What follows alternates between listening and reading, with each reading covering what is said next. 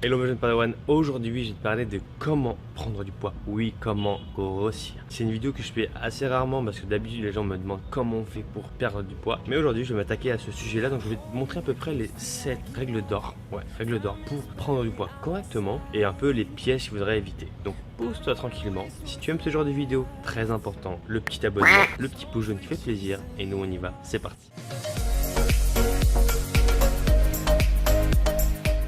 Alors, si tu ne me connais pas encore, je m'appelle Thomas Jong, expert en perte de poids sans cardio. Mais là, on parle de prise de poids aujourd'hui. Tu peux me retrouver juste ici. Alors, j'aimerais faire un petit débrief par rapport à la prise de poids. Donc, en gros, cette vidéo-là s'adresse surtout aux personnes qui ont un métabolisme très rapide.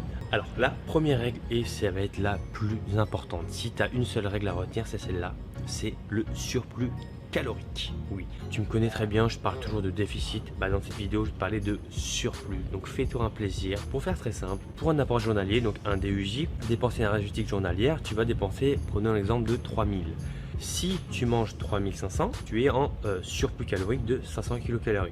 Ça va, je t'ai pas perdu pour l'instant. Ok, 500 d'écart. Je sais que ça te fait du mal à la tête, mais t'inquiète pas, je te mettrai les calculs juste ici. Alors, du coup, tu vas être en déficit, enfin en surplus calorique, et tout le surplus que tu vas avoir, ça va être de la, entre guillemets, ça va être potentiellement du poids que tu vas prendre selon ton métabolisme. Donc ça va être la première règle. Ça va être de jauger son surplus calorique pour pas trop en faire non plus. Je te demande pas de manger 50% en plus. Ok, donc si tu es à 3000, je te demande pas de manger 1500. Mais voilà, tout ça, encore une fois, c'est à jauger en fonction de ton métabolisme, comment il s'adapte, et chaque personne est différente. Donc je peux pas te dire tu te mets 15% et t'inquiète pas, ça va passer easy baby, tu vois. Deuxième règle d'or, ça va être que du coup, comme tu vas être en surplus calorique, ça va être que tu, à l'inverse de la perte de poids, tu vas devoir manger des aliments en densité calorique qui est plutôt élevée. Donc ça va être par exemple de la glace, et oui, de la glace.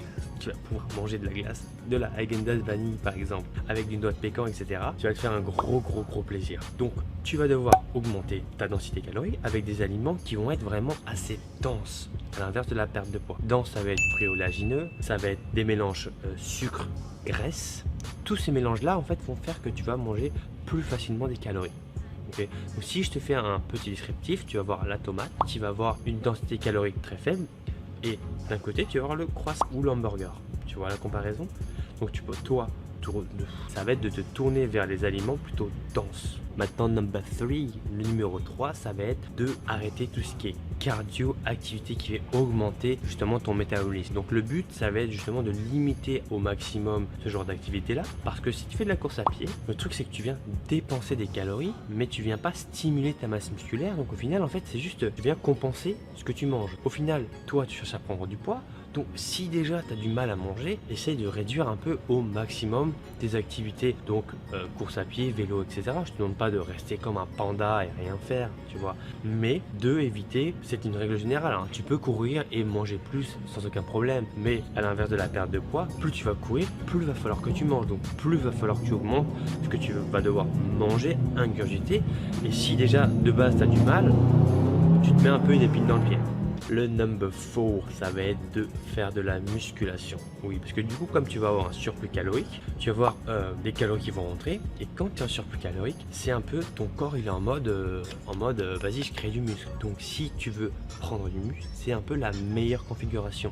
À l'inverse de la perte de poids, où c'est possible, voire facile de prendre du muscle quand tu es débutant, mais quand tu es très avancé, c'est hyper compliqué de perdre du poids et de prendre du muscle. Au maximum, les gens qui sont avancés, ils vont pouvoir limiter la casse, mais ils vont pas pouvoir prendre du muscle par la même occasion. Donc toi, si jamais tu débutes et que tu as un surplus calorique, l'avantage de la musculation, c'est que tu vas pouvoir vraiment créer énormément de quantité de masse maigre, donc le muscle qui est intéressant. Mais là, va falloir que tu agences correctement ton entraînement pour pas faire n'importe quoi. Et entre toi et moi, j'ai pas envie de te retrouver à faire des exercices de merde en faisant des trucs comme ça, etc.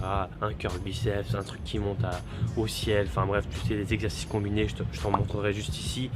C'est pas avec ça que tu vas prendre du poids, je te le dis direct. Donc tu te calmes. Règle numéro 5, ça va être de favoriser donc tout ce qui est assemblage de glucides et de lipides. Donc si je te prends un exemple, les croissants c'est gras et sucré. Si je te prends les glaces, c'est gras et sucré. Si je te prends les pains au chocolat, c'est gras et sucré. Si je te prends des lasagnes, c'est gras et sucré. Donc tous ces genres d'aliments là, en fait, ce qui les relie, ça va être cette consistance de gras et de sucre. Mais tout ce que tu vas retrouver dans les gâteaux, etc., tu vas voir, c'est toujours un mélange de gras et de sucre. Tout ce qui te donne l'envie de manger sans t'arrêter, c'est souvent ce mélange-là, parce que le système, en gros, te dit, ah putain, c'est super bon, fais-toi un kiff, fais-toi une glace, fais-toi une Ben Jerry, fais-toi un croissant, fais-toi un cake, fais-toi un brownie, tu vois. Mais tu t'es jamais dit, enfin ça n'existe pas, quelqu'un qui se dit putain j'ai envie de pommes, oh, j'ai envie de patates, oh j'ai envie de framboises à mourir, putain j'ai plus faim mais j'ai envie de pommes. Bah non, parce que ça n'a pas le même système de récompense et ça n'active pas les mêmes récepteurs dans ton cerveau. Donc forcément, tout ce qui est aliments sucrés, tu vas pouvoir les garder à la fin parce que de toute façon, même si tu n'as plus faim, le brownie, le cheesecake, le banana bread, putain je suis en train d'en manger en ce moment, c'est... laisse tomber. Bah ça, tu vas pouvoir les manger à la fin parce que en termes de satiété, tu peux en manger. 6e règle, tu vas pouvoir te faire un kiff, c'est de manger devant la télé. Oui, le fait d'être occupé par autre chose, par exemple très simple, tu parles à une fille, tu parles à un mec, il te raconte sa vie, tu t'en fous, tu manges, t'écoutes, tu prends du poids.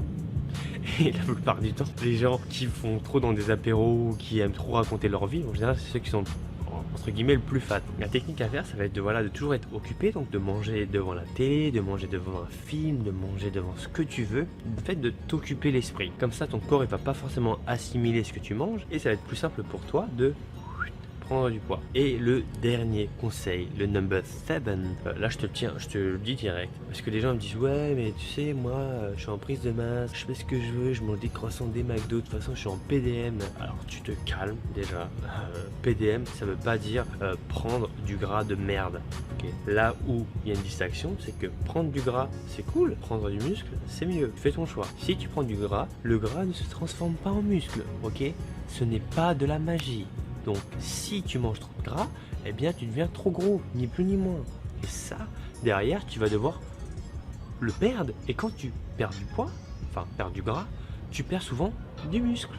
Donc c'est complètement con de prendre trop de gras, parce qu'au final, tu vas te retrouver avec du gras en excédent que tu vas devoir perdre, donc refaire une sèche, et donc dans l'histoire, tu vas reperdre du muscle. Sauf si tu te dopes et que tu prends des produits magiques. Là, tu peux partir sur une PDM incroyable, derrière tu prends tous les produits du monde et t'inquiète pas, tu vas être sec comme un haricot et voilà, casse la tienne.